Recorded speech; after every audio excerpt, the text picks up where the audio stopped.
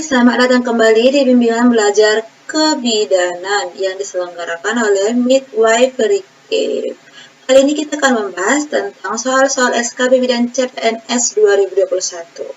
Sebelum kita pembahasan soal, saya ucapkan untuk semua peserta SKB Bidan yang telah lolos dari SKD, saya ucapkan selamat dan tetap berjuang, semoga lulus sampai tahap akhir. Oke, sekarang lanjut kita ke pembahasan soal. Yang pertama, mari kita baca sama-sama. Seorang remaja perempuan umur 17 tahun datang ke BPM dengan keluhan haidnya lebih dari 10 hari. Garis bawahi 10 hari. Hasil anamnesis ganti pembalutnya 3 kali. Per hari tidak ada rasa nyeri, hasil pemeriksaan semuanya dalam batas normal. Tidak ada benjolan payudara, abdomen tidak teraba massa, ataupun benjolan lainnya. Diagnosis apakah yang paling mungkin? Ingat, diagnosis apakah? A. Amenorea, B. Hipermenorea, C. Hipomenorea, D. Oligomenorea, E. Polimenorea. Diagnosis amenorea tidak haid. Sedangkan di sini 10 hari. Hipermenorea bisa jadi karena kenapa? Hiper itu artinya melebihi. Hipo kurang. Oligomenorea di atas 30 atau lebih dari 1 bulan ya, di atas 31 hari. Polimenorea ini 2 kali dalam sebulan seperti itu. Lihat hipermenorea dengan 10 hari, maka yang lebih tepat adalah bola. Hipermenorea. Di mana hipermenorea itu keluhan haidnya itu 10 hari. Lihat ini 10 hari.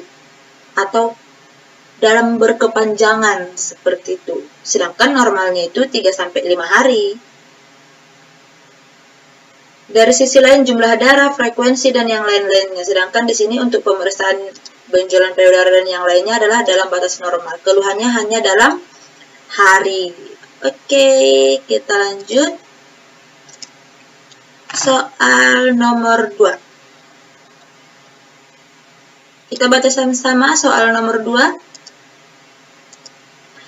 Seorang remaja perempuan umur 17 tahun datang ke BPM dengan keluhan haidnya lebih dari 15 hari. Hasil anamnesis ganti pembalut 3 kali, semuanya dalam batas normal. Pembesaran payudaranya normal, palpasi abdomen tidak teraba massa.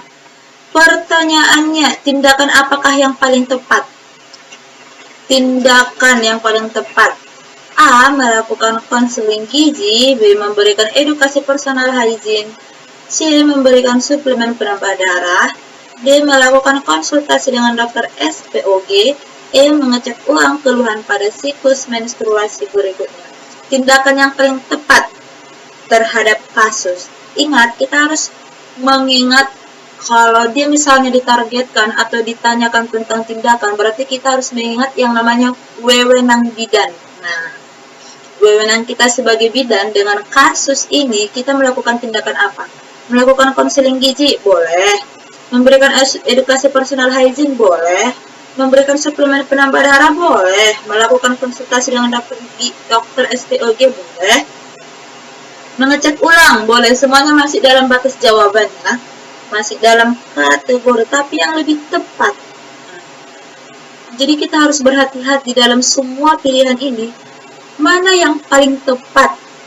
Yang lebih didahulukan itu apa? Yang lebih tepat itu adalah jawabannya D. Melakukan konsultasi dengan dokter SPOG. Jika memang pilihan ini tidak ada, kita bisa memilih dengan melakukan pemberian suplemen atau melakukan konseling tentang gizi atau personal hygiene. Kenapa kita nggak langsung memberikan suplemen penambah darah atau melakukan konseling gizi? Karena ada pilihannya konsultasi. Bidan itu selagi masih ada pilihan konsultasi dengan, kita harus mengutamakan kata konsultasi sesuai dengan wewenang bidan. Jadi jawabannya adalah dodol. Oke, kita lanjut soal berikutnya. Nomor 3. Seorang remaja perempuan 17 tahun ke BPM dengan keluhan haidnya sudah lebih 10 hari. Hasil anamnesis sama ya, seperti yang tadi, semua dalam batas normal. Remaja tersebut menolak bidan saat ingin melakukan palpasi abdomen dan inspeksi terhadap darah yang keluar. Rencana asuhan apakah yang paling tepat? A. Meminta dukungan keluarga. B. Memberi pengertian tujuan pemeriksaan fisik. C. Melakukan kolaborasi dengan tenaga kesehatan lain. D. Merujuk ke fasilitas pelayanan ya, pasien case ya, yang lebih lengkap. E. Meminta keterangan tertulis, katanya rencana asuhan sesuai dengan diagnosis dan hasil pemeriksaan bahwasanya dia tidak mau diperiksa, dia menolak untuk dilakukan palpasi. Rencana asuhan yang lebih tepat adalah yang lebih tepat. Maka jawabannya itu adalah bola. Memberi pengertian atau tujuan dilakukannya pemeriksaan tersebut, atau sering kita sebut di pelajaran kasus itu pelayanan kesehatan informed consent. Oke, setelah persetujuan dari pasien, maka kita baru bisa berhak ya untuk melakukan pemeriksaan. Biar dia nggak bingung tuh, mau dilakukan pemeriksaan apa gitu. Kita lanjut soal nomor 4. Seorang remaja perempuan umur 19 tahun ke BPM dengan keluhan haid dalam sebulan ini sudah berlangsung 2 kali. Ingat, katanya dia udah haid tuh 2 kali. Hasil anamnesis ganti pembalutnya 3 kali per hari, semuanya dalam batas normal. Pembesaran payudaranya normal, benjolan tidak ada, abdomen tidak teraba massa. Yang menjadi permasalahannya diagnosis apakah yang paling tepat dengan kasus yang haidnya sudah 2 kali. A. Amenorea. B. Hipermenorea. C. Hipomenorea. D. Oligomenorea. E. Polimenorea. Ingat, amenorea itu tidak haid. Hiper berarti banyak, hipo sedikit, oligomenorea lebih lama jangka siklus haidnya, di atas 31 hari. Polimenorea berarti siklus haidnya 2 kali atau siklus pendek ya. Jadi jawabannya itu E. Polimenorea, siklus pendek, jadi dia dapat 2 kali selama 1 bulan. Oke, selanjutnya soal berikutnya. Kita lanjut nomor 5. Kita baca sama-sama soalnya. Seorang remaja perempuan umur 14 tahun datang ke BPM dengan keluhan belum pernah mengalami haid. Dengan keluhan belum pernah mengalami haid. Hasil anamnesis sakit daerah perut setiap bulan. Hasil pemeriksaan tekanan darah 110/70, semuanya dalam batas normal. Palpasi abdomen tidak ada massa. Inspeksi tampak lubang vagina dengan himen kebiruan dan menonjol keluar. Apa diagnosa jika dinyatakan himen kebiruan dan menonjol keluar? Amenorea tidak ya. Palpasi vagina. Aplasia vagina, atresia, hematometra, himen imperforata. Yang lebih tepat dari jawaban kasus di atas yaitu himen yang kebiruan dan menonjol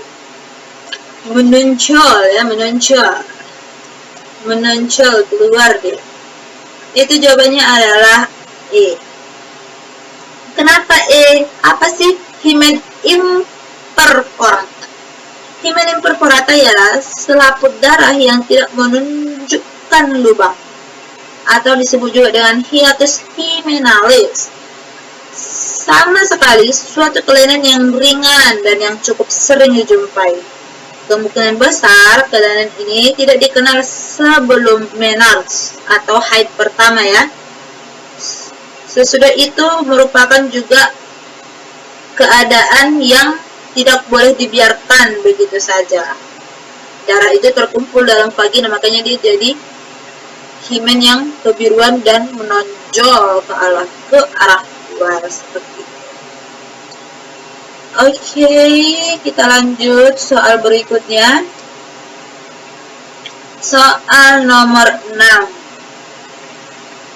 Kita baca sama-sama. Seorang remaja perempuan umur 14 tahun datang ke BPM mengalami belum pernah haid, hasil anamnesis sakit darah perut setiap bulan. Hasil pemeriksaan semuanya dalam batas normal, pembesaran payudaranya normal, palpasi abdomen tidak ditemukan massa, inspeksi vulva dan vagina tampak lubang. Vagina dengan himen kebiruan dan menonjol keluar. Tindakan apakah yang paling tepat? Nah, kembali lagi dengan pertanyaan, tindakan apa yang paling tepat? Kalau ditanya dengan kata tindakan apa yang paling tepat, maka kita merujuk terhadap wewenang bidan. A. Insisi himen, konseling gizi, kolak, edukasi, pemberian suplemen darah. Ingat, selagi ada kata kolaborasi, maka pilihlah. Mau dia ada pilihan suplemen atau hal-hal lain atau hal apapun itu, pilihlah kolaborasi. Tapi jika memang tidak ada kata kolaborasi dalam pilihan jawaban, kita bisa bertindak atau mungkin kita memberikan edukasi tentang konseling gizi atau memberikan suplemen tambahan seperti itu. Maka jawabannya yang lebih tepat dengan wewenang bidan, kalau masih ada pilihan kolaborasi, maka pilihlah C. Kolaborasi dengan dokter SPOG. Oke, kita lanjut soal berikutnya. Soal nomor 7. Kita baca sama-sama. Seorang bidan di puskesmas sedang membuat perencanaan penyuluhan. Katanya remaja di SMP wilayah puskesmas binaannya, menurut survei didapatkan informasi bahwa sebagian besar siswa SMP tersebut sudah mengalami menstruasi. Hasil pemeriksaan kesehatan di SMP tersebut, sekitar 30% remaja putri mengalami anemia. Ingat, katanya 30% remaja putri mengalami anemia. Informasi apakah yang paling prioritas diberikan pada kasus? Informasi ya, informasi apa? A. Pola istirahat, B. Personal hygiene, C. Kebutuhan olahraga, D. Kesehatan reproduksi, E. Kebutuhan nutrisi. Dengan kasus anemia, maka yang lebih tepat kita lakukan terhadap kasus tersebut adalah, ayo jawab dulu. Nomor 7. Yang lebih tepat itu adalah E. Kebutuhan nutrisi. Kenapa kebutuhan nutrisi? Karena kita dapat lihat di sini ada kasus anemia. Apa sih anemia itu? Karena anemia merupakan suatu kondisi tubuh yang terjadi ketika sel-sel darah merah atau eritrositnya atau hemoglobin yang sehat dalam darah berada di bawah nilai normal atau kurang darah. Sedangkan anemia itu kekurangan nutrisi, terutama yang mengandung zat gizi, protein, dan asam folat. Jadi untuk hal itu kita harus memberitahu kepada mereka tentang kebutuhan nutrisi yang seperti apa yang harus dipenuhi agar anemianya tidak terjadi. Sesuai dengan pertanyaan, informasi apakah yang paling tepat? Seperti itu ya. Saya rasa dapat dipahami, untuk kasus ini tidak ada yang rumit. Kita lanjut soal berikutnya. Nomor 8. Seorang remaja perempuan umur 17 tahun datang ke BPM dengan keluhan nyeri haidnya 1-2 hari pertama. Hasil anamnesis darah haidnya banyak, ganti pembalut 3 kali, semuanya dalam batas normal. Tindakan apa yang paling tepat dengan keluhan yang merasa nyeri ya saat haid? A. Memberikan analgetik. Tindakan: menganjurkan olahraga ringan, menjelaskan fisiologi, melakukan kolaborasi. E. Merujuk pasien. Tindakan apakah yang paling tepat? tindakan apa yang paling tepat terhadap kasus. Semuanya dalam batas normal, dan rasa nyeri yang dirasakan itu juga wajar atau sering juga kita sebut dengan dysmenorrhea ya, karena dia pada hari pertama atau hari kedua pas masa haid. Jawabannya lebih mendominan terhadap tindakan adalah B, menganjurkan olahraga ringan. Kenapa menganjurkan olahraga ringan? Karena dengan kita menganjurkannya dengan olahraga ringan seperti jalan kaki dapat membantu mengencerkan atau melancarkan ya aliran darah sehingga nyeri haid dapat segera membaik. Olahraga ringan juga bisa dilakukan sebelum dia haid, misal olahraga sebelum dia haid, lari pagi. Pokoknya bukan sesuatu yang harus kontrol fisik banget ya, yang penting dia suatu hal yang membuat badan sehat dan bugar supaya aliran darahnya itu lancar seperti itu. Tindakan apa yang paling tepat? Anjurkan aja dianya olahraga ringan. Walaupun dia haid, tidak masalah dengan jalan kaki atau olahraga lainnya yang memang tidak memaksa tubuh atau membuat tubuh lelah seperti itu. Oke, kita lanjut soal berikutnya. Nomor 9, kita baca sama-sama. Seorang anak perempuan, nih anak perempuan semuanya, 13 tahun, datang ke BPM diantar ibunya dengan keluhan nyeri perut. Hasil anamnesis, ibu merasa khawatir karena anak tidak bisa sekolah, katanya. Setiap siklus, selalu terjadi setiap siklus, rasa nyeri sakit perutnya itu terjadi setiap siklus. Darah yang keluar bergumpal dan banyak. Hasil pemeriksaan semua dalam batas normal. Tidak ada massa pada abdomen. Tindakan apa? Tindakan apa yang paling mungkin? Tindakan, tanda ya. Tanda apa? Tanda apa yang paling mungkin terhadap kasus tersebut? Menarche, tidak haid. Dysmenorrhea, nyeri saat haid. Gangguan haid, yang namanya gangguan berarti dia patologis. Nyeri saat ovulasi tidak termasuk. Premenstruasi syndrome tidak termasuk. Keluhan yang sering dirasakannya setiap haid dia terjadi sakit yang dirasakan. Bahkan mengganggu aktivitas fisiknya, maka yang lebih tepat adalah bola. Dysmenorrhea. Oke? Kita lanjut soal berikutnya. Nomor 10. Seorang perempuan 15 tahun datang ke puskesmas diantar ibunya dengan keluhan haid banyak dan sering. Hasil anamnesis siklus haid teratur sejak 2 bulan terakhir. Tekanan darah semuanya normal, abdomen tidak teraba massa, tampak darah keluar dari kemaluan. Diagnosis apakah yang paling mungkin dengan kasus yang banyak dan sering ini? A. Menorrhagia dan metrorrhagia, ini udah patologis ya. Polimenorrhea 2 kali, hiperbanyak. Metrorrhagia, menometrorrhagia. Oke, yang paling tepat diagnosis terhadap haid yang banyak dan sering terjadi, jawabannya adalah C ya, polimenorrhea. Kenapa polimenorrhea? Karena di sini ada kasusnya haid banyak dan sering. Siklus haid teratur sejak 2 bulan terakhir. Hasil pemeriksaan semua dalam batas normal seperti itu. Sedangkan polimenorrhea adalah kondisi siklus haid yang lebih pendek dari biasanya, yaitu kurang dari 21 hari. Sedangkan jumlah perdarahan relatif sama atau lebih banyak dari biasanya. Oke. Ini merupakan salah satu gangguan hormonal yang terjadi pada saat siklus haid bagi seseorang. Oke, kita lanjut. Nomor 11. Perempuan umur 24 tahun datang ke BPM untuk konsultasi kehamilan. Ini udah masuk materi kehamilan ya. Anamnesis baru menikah 2 bulan, tapi belum ada tanda kehamilan.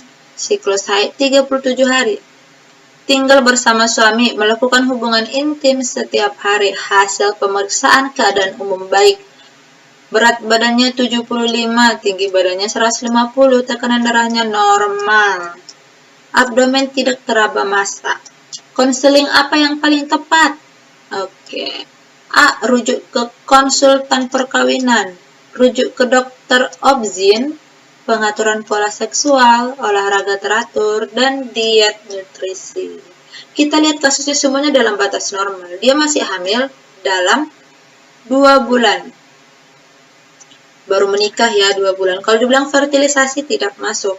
Rujuk ke konsultasi perkawinan untuk apa? Kan tidak penting ya. Pengaturan pola seksual juga tidak perlu. Olahraga teratur bisa juga. Diet nutrisi, ya lebih tepat diet nutrisi ya. Kenapa jawabannya diet nutrisi? Lihat di sini berat badannya 75 kg. Nah, dengan berat badan yang 75 kg dan tinggi badannya 150 sudah tidak masuk kategori, bukan sudah tidak masuk ya. Maksudnya perlu yang namanya diet nutrisi terhadap berat badan yang tidak seimbang dengan tinggi badan. Seperti itu. Konseling apa yang paling tepat? Oke? Kita lanjut soal berikutnya.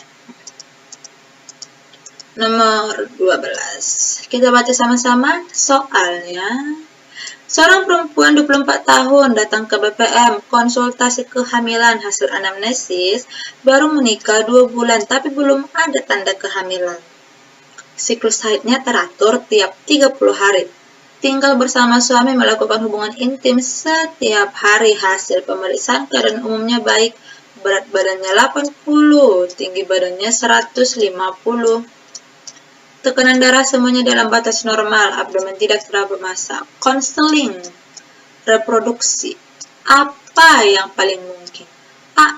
Insufisiensi uteroplasenta, tidak ya, tidak perlu dan tidak ada hubungan lagian kan? Diabetes gestasional, bayi kembar, UGR. UGR ini pertumbuhan janin yang terhambat ya. BBLR, bayi berat lahir rendah. Lihat berat badannya berapa, tinggi badannya berapa. Cuman itu yang identik terhadap kasus. Selainnya masih dalam batas normal ya. Katanya konseling reproduksi yang paling tepat. Yang paling tepat adalah konseling apa? Jawabannya B ya, lebih tepatnya. Diabetes gestasional.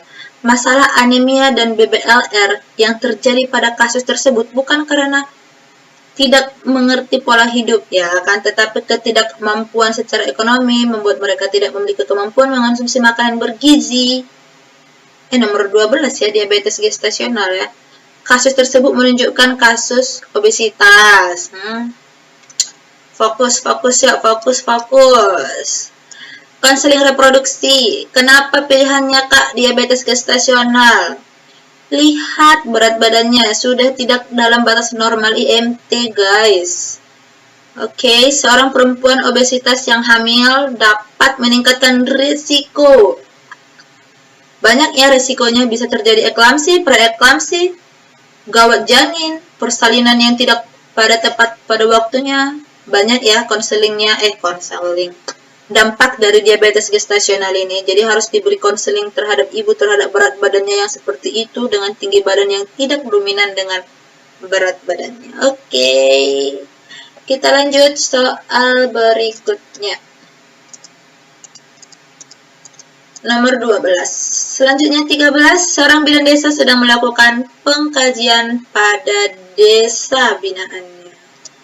Didapatkan bahwa di desa tersebut banyak sekali kasus anemia. Lihat, katanya banyak kasus tuh. Anemia 40%.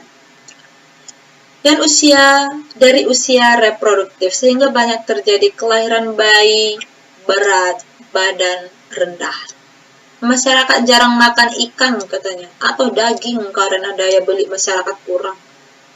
Rencana asuhan apa yang paling tepat pada kasus itu? Makanya terjadi anemia. Penyuluhan, konseling nutrisi, mencari donatur, pemberdayaan ekonomi, dan pendekatan terhadap tokoh masyarakat. Jangan terlalu fokus ke kata anemianya, tapi fokuslah apa penyebab dia anemia jika memang ada. Kalau memang tidak, maka kita lanjutkan dengan konseling nutrisi atau hal-hal lain.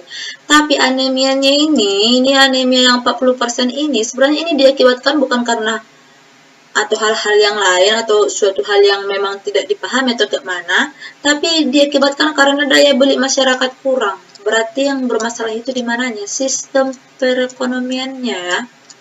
Maka yang harus kita rancangkan terhadap asuhan biar nggak terjadi anemia itu apa? Pemberdayaan ekonomi. Kenapa pemberdayaan ekonomi? Karena masalah anemia tadi, BBLR itu masalah anemia yang mengakibatkan BBLR karena kekurangan gizi terhadap ibu, kekurangan nutrisi, seperti itu. Supaya hal itu tidak terjadi di masyarakat, di lingkungan mereka, maka kita bisa membantu dengan yang namanya pemberdayaan ekonomi. Oke, kita lanjut. Nomor 14. Seorang perempuan. Dari tadi ya, perempuan selalu. Perempuan, 25 tahun. Dengan keluhan mual muntah di pagi hari. Hasil anamnesis haid terakhir 3 bulan yang lalu. Semuanya dalam keadaan baik. Lihat. Masalah apa yang paling mungkin? Masalah apakah yang paling mungkin dari kasus? Lihat permasalahannya mual muntah di pagi hari. Selain dari situ semuanya normal. Nausea, muntah-muntah, vomiting, hyperemesis, morning sickness, salivasi gravidarum. Jawaban yang paling tepat dengan kasus tersebut adalah dia tidak hiper. Misalnya mual muntahnya itu yang mengakibatkan dia harus diinfus atau mungkin lemas, pingsan atau apa. Nausea pingsan ya. Pingsan atau muntah? Pingsan. Hyperemesis, morning sickness. Hyperemesis itu mual muntah yang berlebihan. Dia nggak berlebihan, masih dalam batas fisiologis untuk ibu hamil TM1. Yang lebih tepatnya itu adalah morning sickness. Oke, kita lanjut soal selanjutnya. Nih soal terakhir nih, 15. Yuk, kita baca sama-sama. Seorang perempuan umur 28 tahun, G1P0A0, hamil 32 minggu, ke BPM keluar keluhan sering BAK di malam hari sejak 2 hari yang lalu. Hasil anamnesis dalam semalam buang air kecil sampai 3 kali. Katanya dalam satu malam itu mau dia 3-4 kali. Seperti itu. Semuanya dalam keadaan baik itu tensi, suhu, TFU, dan teraba puki. Kepala sudah masuk PAP 4/5. Rencana asuhan apa yang paling tepat? Yuk, rencana asuhan apa yang paling tepat pada kasus A. Berbaring miring ke kiri, hindari minuman kopi atau teh. Rencana asuhan ya, ingat. Perubahan fisiologis trimester 3, perbanyak minum pada siang hari, kosongkan kandung kemih ketika ada dorongan. Mana kita ya kan mau mengosongkan kandung kemih? Nggak masuk logika ya, kalau yang E udah fatal kali itu jawabannya. Rencana asuhan yang paling tepat, yang lebih tepat yaitu perubahan fisiologis TM3. Kenapa? Karena hal itu merupakan hal yang fisiologis, dia tidak patologis. Memang hal itu wajar terjadi terhadap ibu trimester 3. Jadi kita menjelaskan kepadanya tentang perubahan fisiologis trimester 3 yang bagaimana. Hal itu merupakan hal yang wajar dan tak perlu ditakuti. Seperti itu. Rencana asuhan apa yang paling tepat? Oke? Oke, saya rasa ini soal terakhir untuk pertemuan kita kali ini. Semoga teman-teman semua yang berjuang untuk ke babak selanjutnya berhasil sampai tahap final.